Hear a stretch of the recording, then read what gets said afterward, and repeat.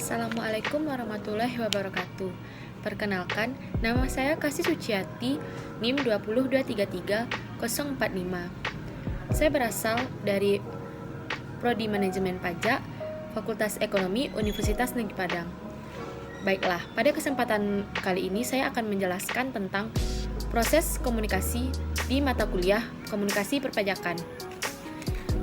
Dalam proses komunikasi memiliki dua tahap, yaitu yang pertama proses komunikasi secara primer dan proses komunikasi secara sekunder. Saya akan menjelaskan tentang proses komunikasi secara primer. Proses penyampaian pikiran dan perasaan seorang kepada orang lain menggunakan lambang sebagai media. Lambang sebagai media primer ini dalam proses komunikasi adalah bahasa, kial, isyarat, gambar, warna, dan lain sebagainya, yang secara langsung dapat menerjemahkan pikiran dan perasaan komunikator kepada komunikan. Bahwa bahasa yang paling banyak digunakan dalam komunikasi adalah jelas, karena hanya bahasa yang mampu menerjemahkan pikiran atau perasaan komunikator kepada komunikan. Bahasa yang paling jelas banyak digunakan dalam komunikasi adalah jelas karena hanya bahasalah yang mampu menerjemahkan pikiran seseorang kepada orang lain, apakah itu berbentuk ide, informasi, atau opini. Mengenai konkret maupun abstrak, bukan saja tentang hal atau peristiwa yang terjadi pada saat sekarang, melainkan juga pada waktu yang lalu dan masa yang akan datang.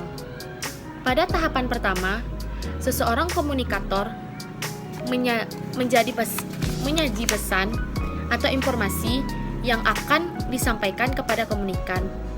Pada tahap ini, komunikator mentransisikan pikiran atau perasaan ke dalam lambang yang diperkirakan dan dapat dimengerti oleh komunikan.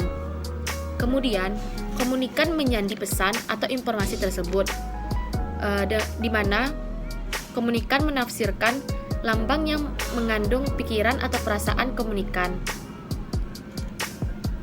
Setelah itu, komunikan akan bereaksi terhadap pesan tersebut dan memberikan umpan balik. Jika terdapat umpan balik positif, komunikan akan memberikan reaksi yang menyenangkan, sehingga komunikasi berjalan dengan lancar. Sebaliknya, jika terdapat umpan balik negatif, komunikan memberikan reaksi yang menyenangkan sehingga komunikator enggan melanjutkan komunikasinya. Dalam tahap ini, terdapat transisi fungsi, di mana komunikasi menjadi encoder dan komunikator menjadi decoder. Yang kedua yaitu proses komunikasi secara sekunder.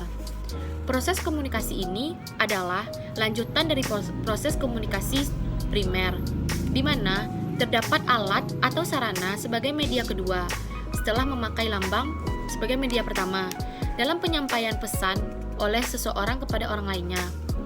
Biasanya, pengguna alat atau sarana ini digunakan dalam melancarkan komunikasi, di mana komunikasinya berada di posisi jauh, berjumlah banyak. Terdapat media kedua yang dimaksud sering digunakan ialah telepon, surat kabar, surat, radio, majalah, TV, serta alat-alat lainnya. Peran media sekunder ini dilihat penting dalam proses komunikasi karena dapat menciptakan efisiensi dalam mencapai komunikan dengan jumlah yang sangat banyak dengan hanya menyampaikan sebuah pesan satu kali saja.